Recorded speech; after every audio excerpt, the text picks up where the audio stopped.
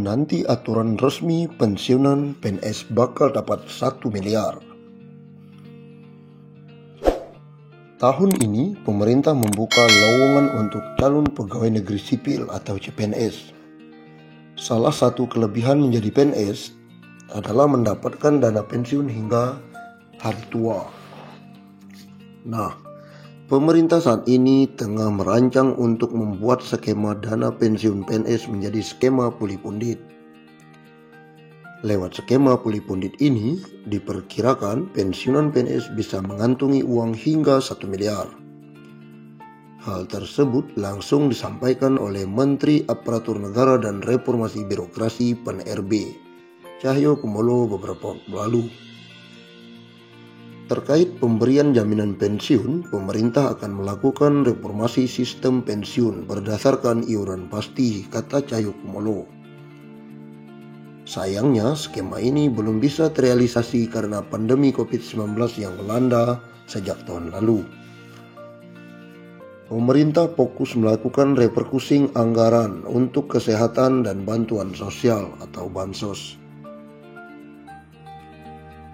Sebenarnya pada awal Januari 2020 sudah ada inisiatif mengadakan rapat di Kemenkeu yang diundang para menteri dan kami juga untuk membahas detailnya.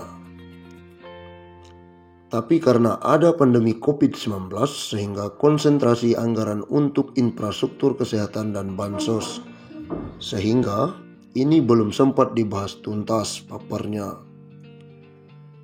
Perubahan skema pensiun ini dilakukan sebagai salah satu langkah untuk memberikan uang pensiunan yang lebih besar kepada PNS saat habis masa kerjanya. Selain itu, skema terbaru ini juga akan mengurangi beban APBN. Saat ini APBN harus mengeluarkan anggaran sekitar 120 triliun setiap tahunnya untuk pembayaran pensiunan. Pembayaran pensiunan ini setidaknya diberikan kepada pensiunan PNS, TNI, Polri yang jumlahnya sekitar 3,1 juta orang. Kepala Badan Kepegawaian Negara Bima Arya menyebut bahwa pembahasan skema pensiun puli pundit mengalir di Kementerian Keuangan, namun akan segera selesai agar bisa diterapkan dalam waktu dekat. Berbicara saat penandatanganan komitmen pembangunan mal pelayanan publik seperti dikutip CNBC Indonesia, Cahyo awalnya mengaku berbicara dengan PT Taspen. Apakah mungkin pensiunan PNS mendapatkan tunjangan hingga 1 miliar? Kami dengan Taspen juga sudah diskusi bagaimana pensiunan ASN itu nanti dapat tunjangan Taspennya bisa nggak mencapai 1 miliar. Berdasarkan perbincangan tersebut, Cahyo mengatakan kemungkinan bagi pensiunan PNS mendapatkan tunjangan pensiunan 1 miliar masih terbuka cukup lebar. Sri Mulyani ogah Pemda habiskan uang cuma buat gaji para PNS.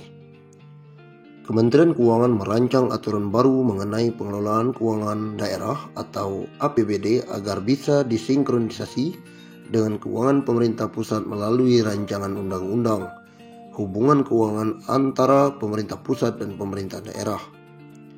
Menteri Keuangan Sri Mulyani Indrawati menjelaskan beberapa fenomena menunjukkan tata kelola pengelolaan keuangan daerah masih perlu terus diperbaiki kualitasnya.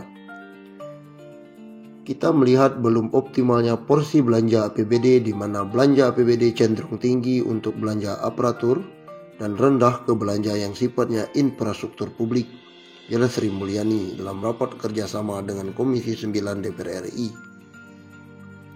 Sri Mulyani merinci porsi belanja pegawai dan APBD untuk provinsi rata-rata sebesar 27,6%. Provinsi yang rendah dalam membelanjakan kebutuhan pegawai adalah Jawa Barat dengan porsi 21% dari APBD. Kemudian 14 provinsi lainnya belanja pegawai setara dengan 27,6%. Dan ada pula 20 Pemda yang membelanjakan APBD-nya lebih tinggi dari rata-rata nasional antar provinsi. Untuk kabupaten, rata-rata kabupaten 35,3 adalah belanja APBD-nya. untuk belanja pegawai. Dan dari rata-rata ini 189 Pemda kabupaten di bawah rata-rata kabupaten nasional, yaitu 35,3%, jelas Sri Mulyani. Sedangkan 2.226 Pemda adalah belanja APBD-nya untuk pegawai di atas rata-rata nasional.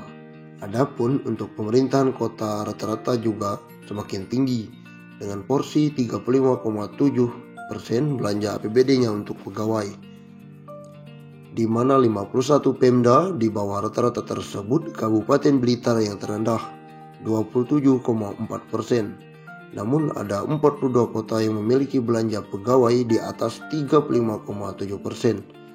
Bahkan kota Pematang Siantar menggunakan 47,6% untuk belanja pegawai, tutur Sri Mulyani. Hal tersebut, kata dia, menggambarkan bahwa transfer ke daerah dan dana desa di masing-masing daerah banyak bervariasi, namun cenderung dipakai untuk belanja yang paling mudah dan paling memberikan pelayanan bagi pegawainya dibandingkan kebutuhan untuk melakukan perbaikan pelayanan dasar bagi masyarakat. Oleh karena itu, kata Sri Mulyani, reformasi pengalokasian DAU dilakukan dalam saat ini bertujuan untuk mengurangi dominasi belanja birokrasi di dalam dan mendorong penggunaan DAU semakin produktif. Adanya fakta pembedaan kinerja capaian layanan publik daerah, maka penggunaan DAU akan disesuaikan berdasarkan capaian kinerja layanannya. Bagi daerah yang berkinerja baik, penggunaan DAU akan bersifat blok grant. Bagi daerah kinerja dengan rendah, maka penggunaan DAU merupakan kombinasi antara blok grant dan spesifik grant, jelas Sri Mulyani. Adapun pokok-pokok pengaturan di dalam RUU HKPD, kata Sri Mulyani, akan dilandaskan beberapa pokok, yakni pengelolaan TKDD akan mengedepankan kinerja sehingga dapat memenuhi kebutuhan penyelenggaraan pemerintah dan pelayanan di daerah, sekaligus mendorong tanggung jawab daerah dalam memberikan pelayanan yang lebih baik secara efisien dan disiplin. Pokok kebijakan yang akan diatur di dalam RUU HKPD adalah penguatan pengelolaan keuangan Pemda untuk mewujudkan belanja berkualitas dan mendorong kesinambungan fiskal. Caranya, pengaturan dan penegakan disiplin belanja daerah dalam APBD, penegakan disiplin